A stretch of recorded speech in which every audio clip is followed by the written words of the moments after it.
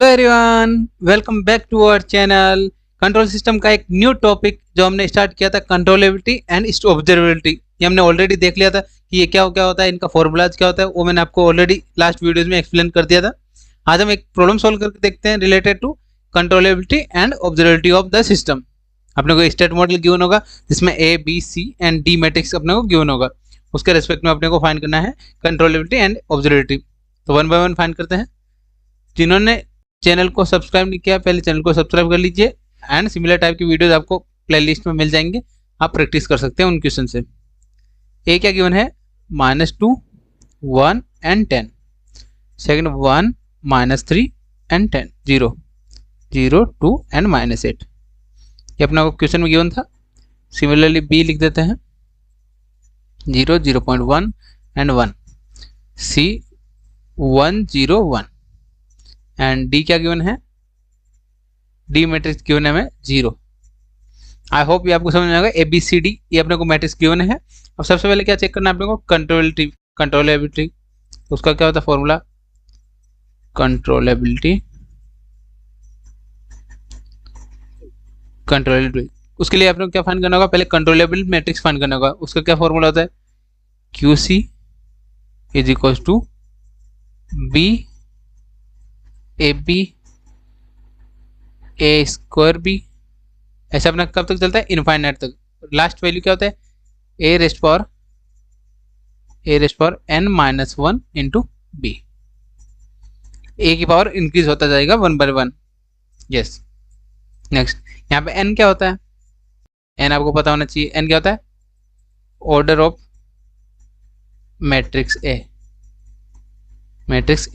जो matrix A है उसका ऑर्डर क्या है। अब यहाँ पे n क्या है, 3/3 है। 3/3, 3 मतलब कॉलम है। फर्स्ट वाला रो को डिनोट करते हैं, सेकंड क्या होता है कॉलम। यहाँ पे क्या है 3/1, 3 रो है एंड 1 कॉलम है। यहाँ पे क्या देगा 1/3, 1 रो है एंड 3 कॉलम है। देन यहाँ पे 0, 0 है। आई होप ये आपको क्लियर होगा। 10 यस। अपने पास यहाँ पे क्या है, n इज इक्वल टू क्या है, n इज इक्वल टू 3 है अपने पास। तो n is equal to 3 put up करते हैं तो QC क्या बनेगा, QC is equal to B into A B into, यहाँ पे n की जगह हम अगर 3 पुटअप किया, a rest power 3 - 1 into B, क्या बनेगा a स्क्वायर बाई बी। तो अपना कहाँ तक वैल्यू लिखना पड़ेगा, a स्क्वायर इंटू बी। ये कहाँ तक लिखना है वो कैसे पता चलेगा, यहाँ n की जगह अपन पुटअप करेंगे, जो ऑर्डर होगा उसकी वैल्यू चेक करेंगे, लास्ट वैल्यू क्या बनेगा a स्क्वायर बी। तो हमने ये वैल्यू लिख लिया। तो हमें 3 टर्म फाइंड करना है, 3 इंडिविजुअल टर्म फाइंड करेंगे, देन अपने इक्वेशन में वैल्यू पुटअप कर देंगे। इक्वेशन नंबर 1 दे देते हैं। देन अब सबसे पहले जो फाइंड करना है वो फाइंड करते हैं। b इज इक्वल टू, ये अपने को क्वेश्चन में गिवन था, डायरेक्ट लिख देते हैं 0, 0.1 एंड 1। देन नेक्स्ट क्या फाइंड करना है, a इंटू बी। आपको यहाँ पे चैनल पे एक वीडियो मिल जाएगा जिसमें मैंने मैट्रिक्स सोल्व करना सिखाया था साइंटिफिक कैलसी की हेल्प से, यानी how to solve scientific calci matrix in scientific calci. तो मैंने वो वीडियो जाकर देख लेना, वहाँ पे आपको मैट्रिक्स मल्टीप्लाई इजीली समझ में आ जाएगा। ठीक है। ए क्या है अपना, -2, 1 and 10, then 1 - 3 and 0, next 0, 2 and -8। Next है हमारे पास बी 0, 0.1 एंड 1। आई होप ये आपको क्लियर होगा। देन आप कैलसी की हेल्प से सोल्व करेंगे। यहाँ पे 3/3 मैट्रिक्स है एंड यहाँ पे 3/1 मैट्रिक्स है। कैलसी की हेल्प से सोल्व करने पे क्या वैल्यू बनेगा, वो मैं डायरेक्ट यहाँ पे वैल्यू लिख देता हूँ। कैसे सोल्व करना है आपको, कैलसी में मैंने बताया, ये complete A matrix A consider करेंगे, देन मल्टीप्लाई किसके साथ करना है, ये मैट्रिक्स बी। ये कैसे सोल्व करना है वो मैंने एक इंडिविजुअल वीडियो यहाँ पे बना रखा है चैनल पे, आप जाके देख सकते हैं। मैं आई बटन में भी लगा दूंगा, जहाँ से आपको इजीली पता एक्सप्लेन कर सकते हैं। एक्सप्लेन किया था मैंने वहाँ पे कैसे फाइंड करना है आपको साइंटिफिक कैलसी की हेल्प से मैट्रिक्स मल्टीप्लाई। ठीक है। अब इनका सॉल्यूशन क्या बनेगा, यहाँ पे 0.1, 1.7 एंड यहाँ पे -8। आई होप ये आपको क्लियर होगा। यहाँ पे रो को कॉलम से मल्टीप्लाई करना, तो अपना आंसर क्या बना, ये आंसर बना final answer. a into B find कर लिया हमने। Then a square B, next time कौन सा फाइंड करना है, a स्क्वायर बी भी फाइंड करना है। a स्क्वायर बी को क्या लिख सकते हैं, a into A B. a square B को क्या लिख सकते हैं, a into A B. A अपना गिवन है क्वेश्चन में एंड ए बी हमने फाइंड किया था ऑलरेडी। ए का वैल्यू क्या आया था अपने पास, -2, 1, 10 1 1 -3 एंड 0 देन 0 2 एंड -8, ठीक है। एंड बी क्या गिवन है, बी अपने को जो क्वेश्चन में गिवन था ए बी क्या है अपना यहाँ पे 0.1 आया था 1.7 -8। आई होप ये आपको क्लियर होगा। ए इंटू ए बी लिख दिया हमने। देन अब इसको कैलसी में सोल्व करेंगे, कैलसी की हेल्प से आप सोल्व करेंगे तो क्या वैल्यू बनेगा, मैं डायरेक्ट आप यहाँ वैल्यू बताता हूँ आपको, ठीक है। ये अपन साइंटिफिक कैलसी में सोल्व करना है। यहाँ पे क्या 3/3 मैट्रिक्स है एंड यहाँ पे 3/1 मैट्रिक्स है। 3/1 मैट्रिक्स एंड 3/3 मैट्रिक्स को कैलसी में सोल्व किया, मल्टीप्लाई करना है मैट्रिक्स मल्टीप्लाई, तो आंसर क्या बनेगा यहाँ पे 1.5 then -21 and 6.65 sorry 65। I hope ये आपको क्लियर हुआ होगा। ये कैसे लिखा हमने, ये 1 by 1 हमने सोल्व कर दिया। देन इसके बाद क्या करना है, जो हमारा QC कंट्रोलेबल मैट्रिक्स था वो लिखना है, उसमें वैल्यू A B C ये तीनों का वैल्यू कहाँ पुटअप करना है, इक्वेशन नंबर 1 में बाय इक्वेशन नंबर 1 क्या था QC is equal to first क्या है B, तो B मैट्रिक्स क्या था अपना B matrix 0 0.1 and 1।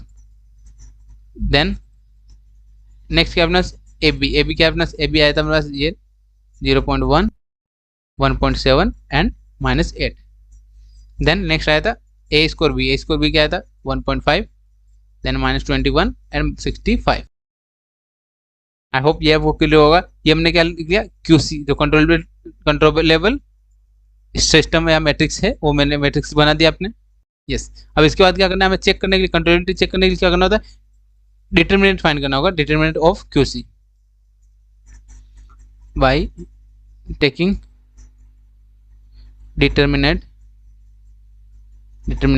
Of QC क्या बनता है QC mod is equal to, इसको ऐसे लिख सकते हैं 0 0.1 and 1 next 0.1 1.7 then -8 then 1.5 -21 and 65। हमने यहाँ पे वैल्यू पुटअप कर दिया, ठीक है। ये क्या निकाल लिया मोड कितना आएगा, ये मोड या आप डिटरमिनेंट कैसे निकालते हैं, कैलसी की हेल्प से निकाल सकते हैं, जो ऑलरेडी मैंने लास्ट वीडियोज में बता दिया था, ठीक है। तो आप इजीली आप वो वीडियो देख सकते हैं। एक ही कैलकुलेशन को बार बार करने से अच्छा आप वो एक ही वीडियो देखें जिसमें आपको इजीली क्लियर हो जाएगा साइंटिफिक कैलसी का यूज कैसे करना है मैट्रिक्स के लिए, ठीक है। तो यहाँ पे सॉल्विंग करेंगे तो क्या बना -6.50, ठीक है।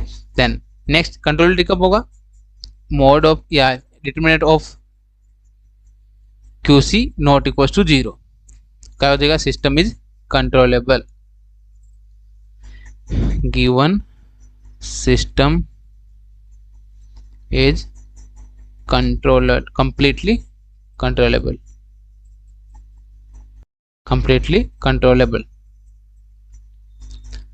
कंट्रोलेबिलिटी हमने फाइंड कर लिया। देन नेक्स्ट क्या चेक करना हमें, ऑब्जर्वेबिलिटी के लिए भी मैंने फॉर्मूला बताया था आपको, क्या होता है ऑब्जर्वेबिलिटी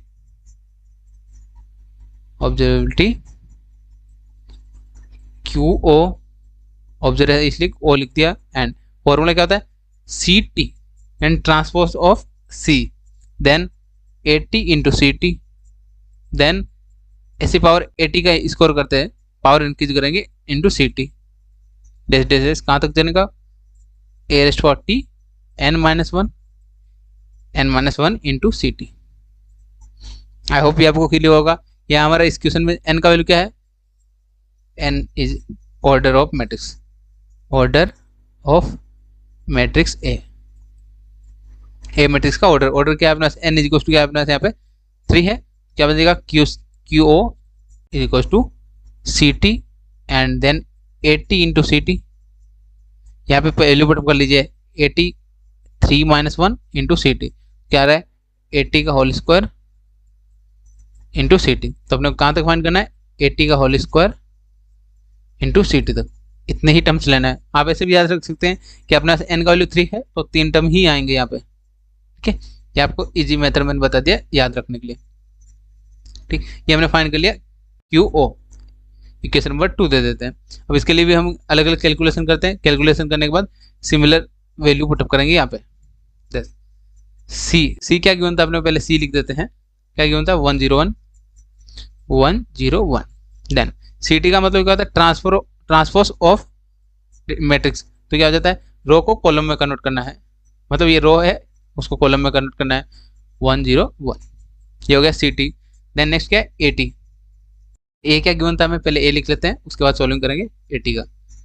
-2 110 -2 110। नेक्स्ट 1 -3 0 1 -3 0। देन 0 2 -8 0 2 -8। ये हमने ए मैट्रिक्स जो गिवन था वो लिख दिया हमने। एंड 80 फाइंड करना है, 80 फाइंड मतलब रो को कॉलम में कन्वर्ट करना है। तो हमारा जो रो है -2 1 0, तो -2 1 0 इसको कॉलम में कन्वर्ट कर दिया। 1 -3 2 1 -3 एंड 2। देन 10 10 0 एंड -8 रो को कॉलम में कन्वर्ट कर दिया। ठीक है, बेसिकली हमने रो को कॉलम में कन्वर्ट किया एंड ट्रांसफर फाइंड कर लिया। देन नेक्स्ट फाइंड क्या करना है अपने को, 80 इंटू सी टी। 80 हमारे पास है, सी टी है हमारे पास, तो 1 बाय 1 फाइंड करते हैं। पहले 80 इंटू सी टी, क्या वैल्यू बनेगा, 80 का वैल्यू हमारा ये था -2 1 0। देन 1 -3 2 10 0 -8। देन मल्टीप्लाई किसके साथ करना है, सी टी। सी टी क्या आया था अपना 101 101 हमारा सी टी का वैल्यू आया था। देन यस, अब इसको क्या सोल्व करेंगे, कैल्सी की हेल्प से सोल्व करेंगे। कैल्सी में अपने ए मैट्रिक्स ए ले लेंगे एंड मैट्रिक्स बी, दोनों सोल्व करेंगे 1 बाय 1। यहाँ पे ऑर्डर कितना है, 3 बाय 3 है, 3 रो एंड 3 कॉलम है। यहाँ पे क्या है, 3 रो एंड 1 कॉलम। ठीक है, तो अपना फाइनल आंसर क्या बनेगा, मैं यहाँ पे आंसर लिख देता हूँ। इन दोनों को मल्टीप्लाई करेंगे कैल्सी की हेल्प से। कैल्सी की हेल्प से मल्टीप्लाई कैसे करना है मैंने आपको बता दिया था। कैल्सी की हेल्प से मल्टीप्लाई आपको यहाँ पे चैनल पे मिल जाएगा एक वीडियो जिसमें मैंने साइंटिफिक कैल्सी का यूज करना बताया था आपको, वो देख सकते हैं आप जाके। ठीक है, 8 1 एंड -8 ये हमारा कैल्सी 80 इंटू सी टी का सोल्विंग करने के बाद वैल्यू बन रहा है। नेक्स्ट क्या फाइंड हो रहा है, नेक्स्ट फाइंड क्या करना है, नेक्स्ट हमें देखना है 80 का स्क्वायर इंटू सी टी। तो उसको कैसे लिख सकते हैं, 80 का square into C T, 80 into 80 C T, ये लिख सकते हैं हम, यानी स्क्वायर ही है तो स्क्वायर दोनों को अलग अलग लिख सकते हैं। इज इक्वल टू, क्यों लिखा है आपने, क्योंकि यहाँ पे 80 इंटू सी टी हमने ऑलरेडी फाइंड कर लिया था, जिससे कैलकुलेशन ईजी हो जाएगा। ठीक है, 80 इंटू 80 क्या अपना 80 हमारा आया था -2 1 0 1 -3 2 एंड 10 0 एंड -8। आपको वैल्यू पुटअप करने में इजी होना चाहिए, वैल्यू पुटअप ध्यान से करना है आपको कैल्सी में। अगर आपने वैल्यू गलत पुटअप कर दिया तो आपका कंप्लीट आंसर गलत हो जाएगा। ठीक है, 80 into C T, 80 into C T क्या आया था अपना 8 1 -8। देन सिमिलर टाइप से सोल्व करेंगे, इसको मैट्रिक्स ए सेलेक्ट करेंगे, मैट्रिक्स बी सेलेक्ट करेंगे, देन मल्टीप्लाई करना है कैल्सी की हेल्प से। यहाँ पे मल्टीप्लाई करने के बाद क्या वैल्यू बन रहा है, मैं डायरेक्ट वैल्यू लिख देता हूँ। क्या वैल्यू बन रहा है, -95 देन 5 एंड 66। आई होप ये आपको क्लियर होगा। ये हमने मल्टीप्लाई कर दिया, कैल्सी की हेल्प से सोल्व करना है। ठीक है, देन तीनों टर्म हमें फाइंड कर लिया। Then equation number 2 by equation number 2, क्या था अपना equation number 2, Q O is equal to, क्या आया था अपना फर्स्ट टर्म क्या है, सी टी। सी टी क्या आया था अपना 101 101। Then next 80 into C T, 8 1 -8 8 1 -8। Then next क्या है 80 square into C T, -95 5 and 66। I hope ये आपको क्लियर होगा। देन हमने फाइंड कर लिया कंट्रोलेबल या ऑब्जर्वेबिलिटी मैट्रिक्स। मैट्रिक्स हमने सोल्व कर दिया। ऑब्जर्वेबिलिटी कैसे पता चलेगा हमें, क्यू ओ का डिटर्मिनेंट लेते हैं। डिटर्मिनेंट लिया तो क्या बनेगा 1 0 1 8 1 -8 -95 5 एंड 66। डिटर्मिनेंट लेने में क्या वैल्यू बन रहा है, डिटर्मिनेंट आप कैल्सी से सोल्व कर सकते हैं। डिटर्मिनेंट आएगा हमारा 241। देन डिटर्मिनेंट नॉन जीरो आ रहा है, here Q O determinant non zero आ रहा है अपना, not equal to zero. Then system is completely observable. क्या आ जाएगा, ऑब्जर्वेबल। ठीक है, ऑब्जर्वेबल। आई होप ये आपको समझ आएगा। आज का जो हमारा टॉपिक था जिसमें हमने एक न्यूमेरिकल सोल्व किया है। न्यूमेरिकल सोल्व करने से पहले आप ये क्वेश्चन करने से पहले आप साइंटिफिक कैल्सी का यूज़ करना सीख लीजिए।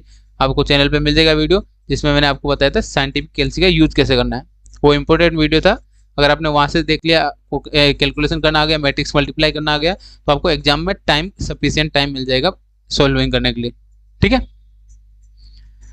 आई होप आपको समझ में आएगा। और भी कोई डाउट रह जाए आप कमेंट में पूछ सकते हैं, और जिन्होंने चैनल को अभी तक सब्सक्राइब नहीं किया पहले सब्सक्राइब कर लीजिए। एंड सिमिलर टाइप से आपको वीडियो मिलते रहेंगे। व्हाट्सएप ग्रुप भी ज्वाइन कर लीजिएगा, आपको PDF सॉल्यूशन वहाँ प्रोवाइड किया जाएगा। मिलते हैं नेक्स्ट वीडियो में। Thank you for watching.